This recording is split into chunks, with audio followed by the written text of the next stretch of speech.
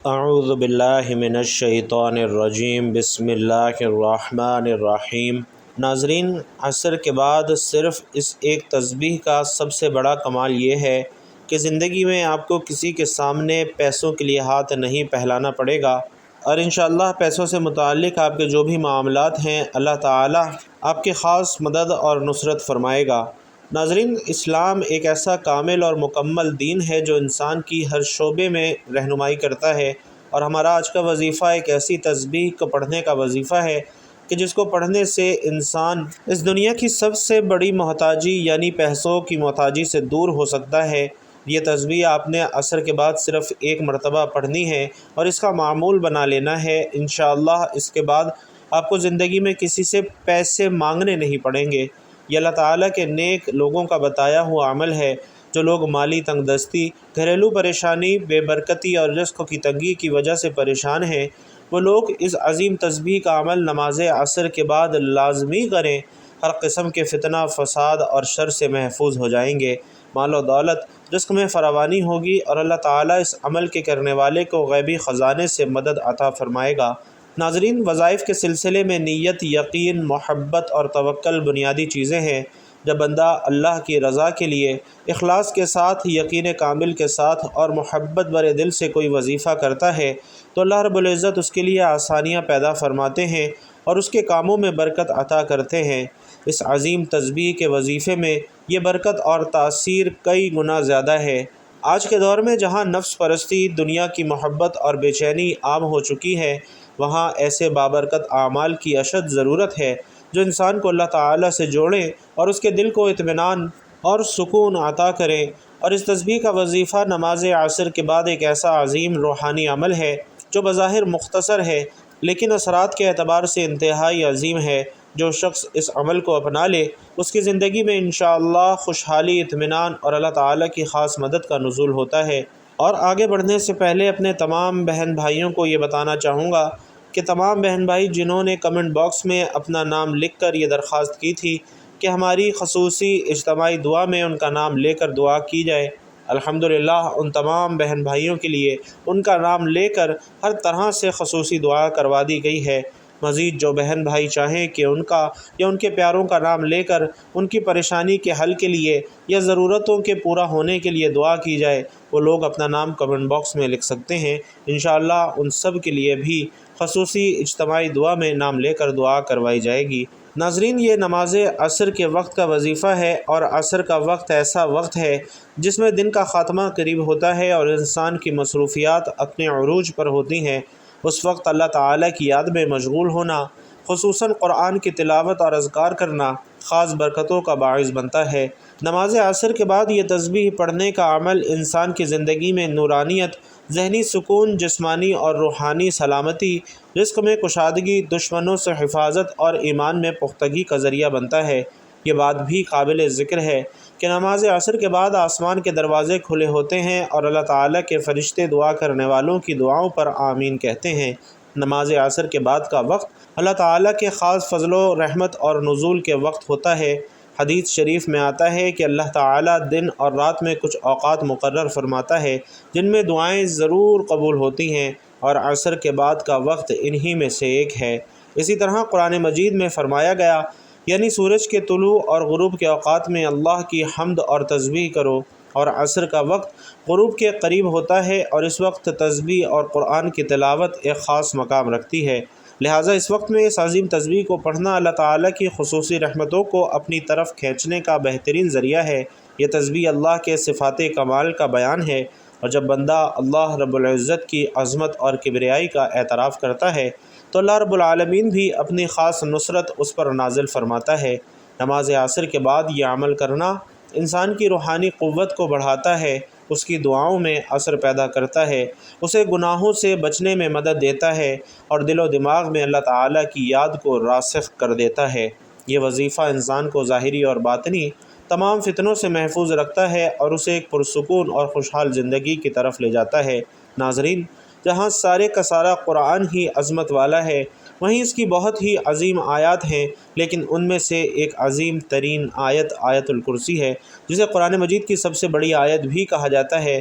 آیت الکرسی میں اللہ تعالیٰ کی وحدانیت اس کی قدرت کاملہ، اس کی حاکمیت اور اس کے علم کی وسعت کا بیان ہے۔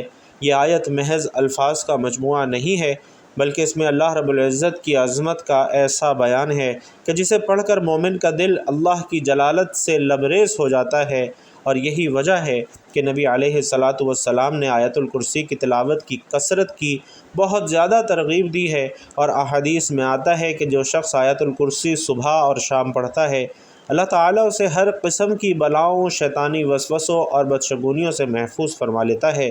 اگر ہم آیت الکرسی کی فضیلت پر غور کریں تو معلوم ہوگا کہ یہ آیت ہر قسم کے شر اور فتنہ و فساد سے حفاظت کا حصار ہے، جیسا کہ ایک حدیث مبارکہ میں آتا ہے کہ جو شخص آیت الکرسی سونے سے پہلے پڑھ لیتا ہے، اللہ تعالیٰ اس پر ایک فرشتہ مقرر فرما دیتے ہیں جو پوری رات اس کی حفاظت کرتا ہے۔ اسی طرح دن میں عصر کے بعد پڑھنے سے اللہ تعالیٰ اس کے دن کی باقی ماندہ گھڑیوں میں بھی حفاظت فرماتے ہیں۔ بھائیوں اور بہنوں، آیت الکرسی قرآن کریم کی سب سے عظیم اور محترم آیت ہے، جسے سورۃ البقرہ کی آیت نمبر 255 کہا جاتا ہے۔ یہ آیت اللہ رب العزت کی شان، اس کی عظمت، قدرت اور علم کی وسعت کو بیان کرتی ہے۔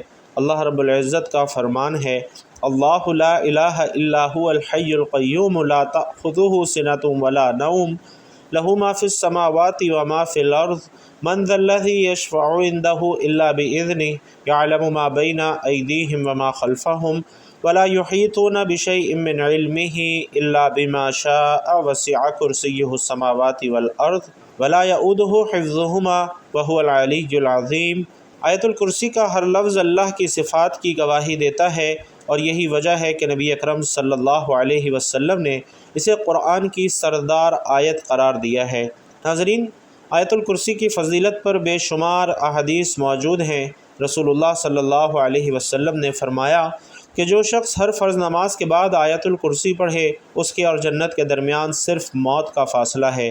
اسی طرح حضرت ابو ہریرہ رضی اللہ تعالیٰ عنہ کی روایت ہے کہ شیطان نے انہیں آیت الکرسی سکھائی اور کہا، اگر تم رات کو سوتے وقت آیت الکرسی پڑھو گے تو صبح تک اللہ تعالیٰ کی طرف سے ایک محافظ تمہاری حفاظت کرے گا اور شیطان تمہارے قریب نہ آئے گا۔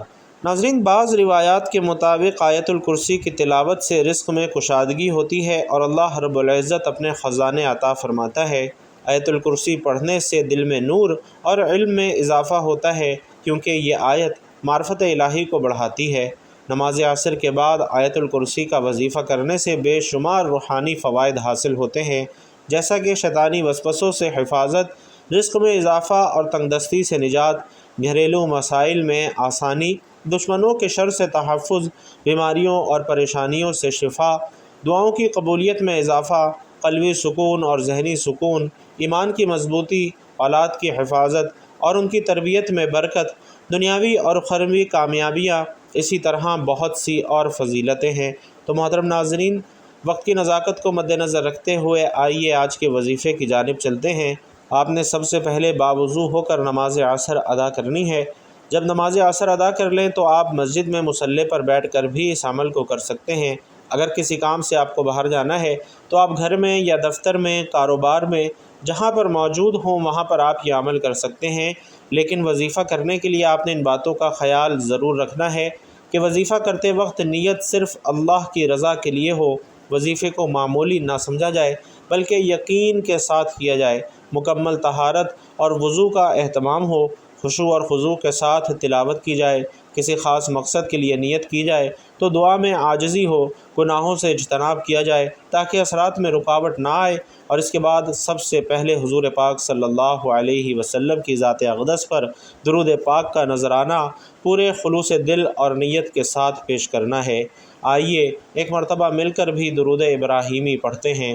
اللہم صلی علی محمد وعلی آل محمد کما صلیت علی ابراہیم وعلی آل ابراہیم انک حمید مجید۔ اللہم بارک علی محمد وعلی آل محمد کما بارکت علی ابراہیم وعلی آل ابراہیم انک حمید مجید۔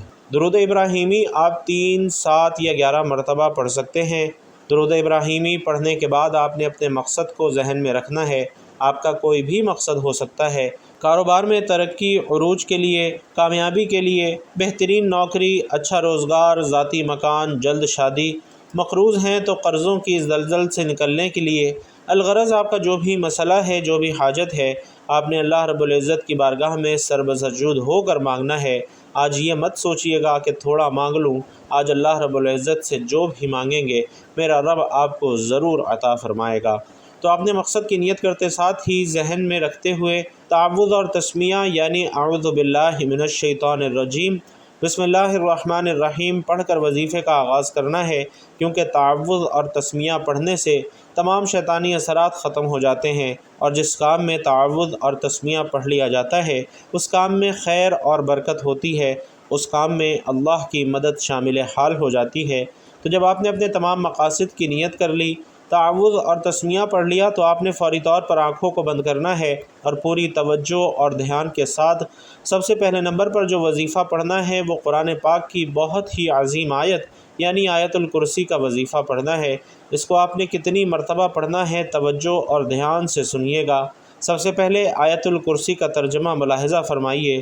آیت الکرسی کا ترجمہ ہے کہ اللہ وہ ہے جس کے سوا کوئی معبود نہیں، زندہ ہے، سب کا قائم رکھنے والا ہے، اسے نہ اونگ آتی ہے اور نہ نیند آتی ہے، جو کچھ آسمانوں میں ہے اور جو کچھ زمین میں ہے سب اسی کا ہے۔ کون ہے جو اس کی اجازت کے بغیر اس کے حضور سفارش کر سکے؟ وہ جانتا ہے جو کچھ ان کے سامنے ہے اور جو کچھ ان کے پیچھے ہے، اور وہ اس کے علم میں سے کسی چیز پر احاطہ نہیں کر سکتے مگر جتنا وہ چاہے۔ اس کی کرسی آسمانوں اور زمین پر محیط ہے، اور ان دونوں کی حفاظت اسے تھکاتی نہیں ہے، وہی سب سے بلند، سب سے بڑا ہے۔